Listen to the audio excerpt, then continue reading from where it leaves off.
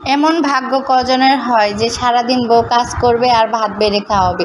আমার জীবনটাই ধন্য হয়ে গেছে। আসসালামু আলাইকুম, আশা করি সবাই ভালো আছেন। সারাদিনের ব্লগ ভিডিও ভাবলাম যে শেয়ার করি। অনেক দিন ধরে এরকম একটা ব্লগ ভিডিও শেয়ার করা হয় না। সকালে ঘুম থেকে ওঠার পরে আমি কাপড় আগে ভিজিয়ে রেখেছিলাম আর সব কিছুই যে ধুয়ে নিয়েছি। অনেক কাপড় ভিজিয়ে রাখা হয়েছিল, ভাবলাম যে সেগুলো ধুয়ে নিয়ে আগে সকাল সকাল করে তারপর আরেক বালতি ভিজানো আছে। ওর বাবা বলতেছিল যে আমি ওগুলো ধুয়ে মসজিদে যাব, আমি ধুয়ে দিব, তুমি রান্নার কাজে যাও, যেহেতু বাবুকে খাওয়াতে হবে দুপুরে। তাই ভাবলাম আর অনেকটা বেলা হয়ে গেছে, তাই আমি যে রান্নার কাজে চলে আসছি। আর আজকে মজার বিষয় হলো কি, ফ্রিজে 2টা লাউই দেখে আছে, মানে দেশি লাউ আছে, মিষ্টি লাউটাও আছে।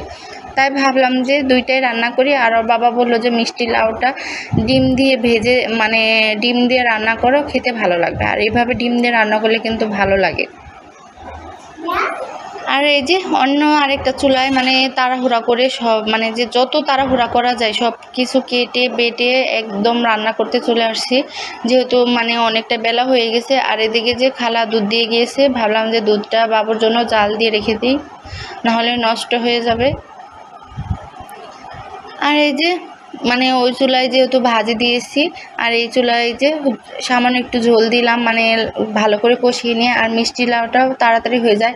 আর এদিকে দেখে বাবুডি অনেক দুষ্টামি করতেছে, তাই কয়েকটা লিচু দিয়ে বসে আসলাম। মানে উনি টিভিও দেখবে, আবার মানে দেখে আবার কত সময় অনেক দুষ্টামি করে।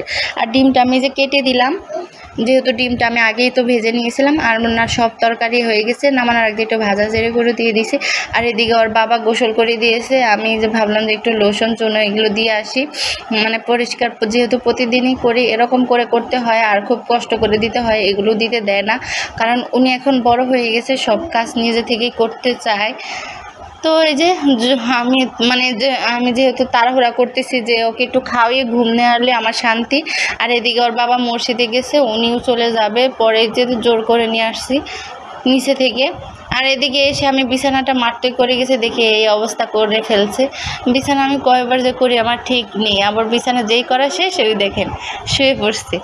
পরে এই যে ওনাকে ভাবলাম যে আমি আর সব কাজ বাদ দিয়ে আগে আগে খাওয়াই নেই, তো আমি একদম পাগল হয়ে যাচ্ছে। মানে যেহেতু অনেক গরমে আরও আমার বাবু খুব পাগল করে দিচ্ছে।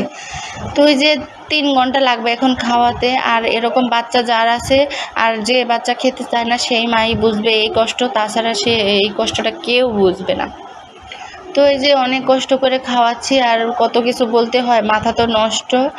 তো এই যে আবার আমার সব কাজ শেষ, দেখে ওর বাবা নামাজ পড়ে এসে আমার জন্য ভাত বাড়তেছে, বলতেছে খেয়ে নাও, আজকে ভাত খাবে। আমি বললাম যে আমি ভাত খাবো না, বলে যে আজকে অনেক পরিশ্রম করা হয়েছে, একটু ভাত খেয়ে নাও। তারপরে যে ভাত একটু নিলাম, যেহেতু দিল বরটা।